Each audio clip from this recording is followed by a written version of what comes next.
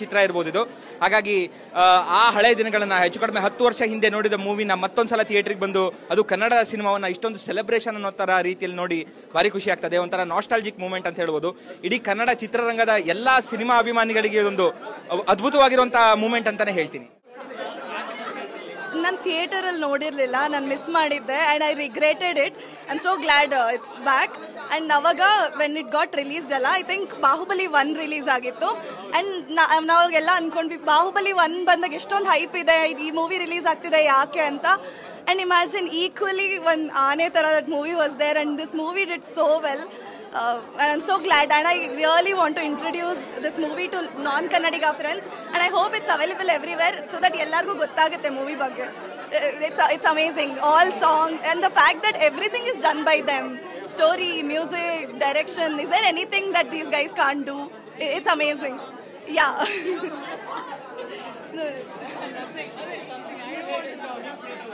ನಾನು ಆಲ್ರೆಡಿ ನನ್ನ ಮಕ್ಕಳು ಸಣ್ಣವರಿದ್ದಾಗ ನಾವು ಹೋಗಿ ನೋಡಿದ ಮೂವಿ. ಸೊ ಇಟ್ಸ್ ತುಂಬ ಸಣ್ಣವರಿದ್ದಾಗ ಮೂವಿ ನೋಡಿದ್ದು ನಾನು ಆ್ಯಕ್ಚುಲಿ. ತುಂಬ ಇವಾಗ ಮಕ್ಕಳನ್ನ ಕರ್ಕೊಂಡು ಬಂದು ನೋಡಿ it's really amazing and we all refreshing memories. ತುಂಬ ಚೆನ್ನಾಗಿತ್ತು. It's a good movie. Thank you so much.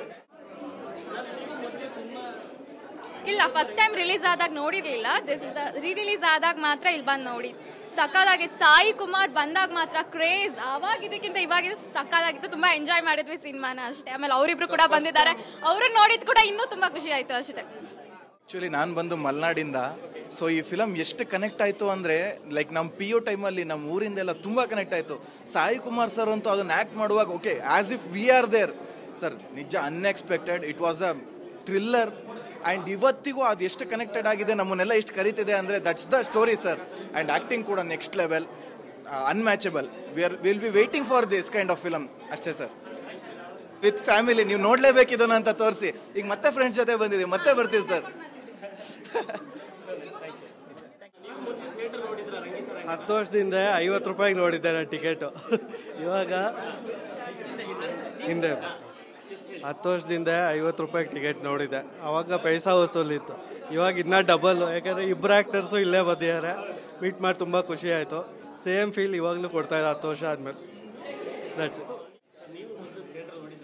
ನಾನು ಥಿಯೇಟ್ರಲ್ಲಿ ಇಲ್ಲೇ ಇಲ್ಲ. ನಾನು ಹೈಸ್ಕೂಲೇನೋ ಹೈಯರ್ ಪ್ರೈಮರಿಲಿ ಇದ್ದೆ ನಾನು ಸಿನಿಮಾ ರಿಲೀಸ್ ಆದಾಗ. ಪೂರ್ತಿ ಹೈಪ್ ಇತ್ತು.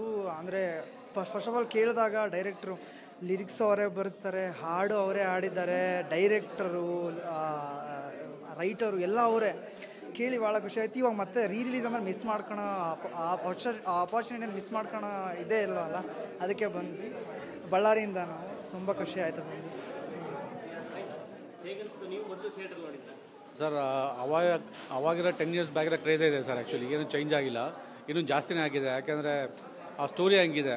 The way it's been return, it been short. It's like Hollywood film for us actually. ಆವಾಗಲೂ ಗೂಸಂಪ್ಸ್ ಬರುತ್ತೆ, ಈಗಲೂ ಬರುತ್ತೆ. ನನಗೆ ತುಂಬ ಇಷ್ಟ ಆಗೋದು ರೈಟಿಂಗ್ ಪಾರ್ಟ್ ಸರ್. ಅಂದರೆ ನೆಕ್ಸ್ಟ್ ಟೈಮ್ ಆಗುತ್ತೆ ಅಂತೆಲ್ಲ.